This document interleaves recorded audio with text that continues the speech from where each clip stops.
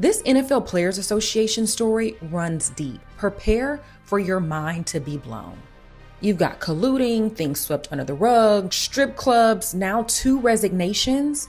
Let's get into it. So this is Lloyd Howell, and he was the NFLPA executive director before he resigned last week. This is who was spending that unauthorized money at the strip clubs, right? And that is what made the headlines. But like I said, there's a lot of other bigger things that we need to get into. So ESPN reported that Lloyd Howell actually struck a deal with the NFL that hid these major details in arbitration, in which it was found that league executives were urging owners not to give out guaranteed contracts to their players.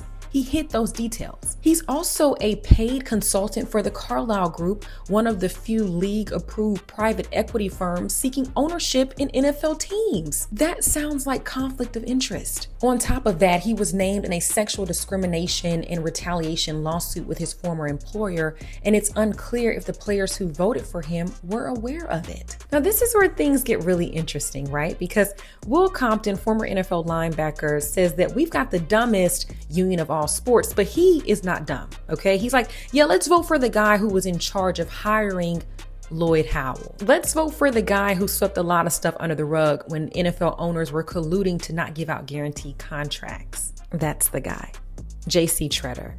He was in the running to be the next NFLPA executive director until he resigned yesterday. When Lloyd Howell was voted as the next NFLPA executive director, JC Tredder was actually the president at that time, and he was instrumental in this new vote that actually changed their constitution to make the search and election process more confidential. So he actually led the search that resulted in Howell being the next executive director. And according to ESPN's Pablo Torre, shortly after Lloyd Howell was named the executive director, JC Tredder was released from the Cleveland Browns, marking an end to his term as president. But then Lloyd Howell actually created a job for JC Tredder within the NFLPA. So Tredder told CBS Sports, quote, "Over the last couple of days, it has gotten very, very hard for my family, and that's something that I can't deal with." He went on to say that he had no desire to be the NFLPA executive director, and he was going to resign as his duties as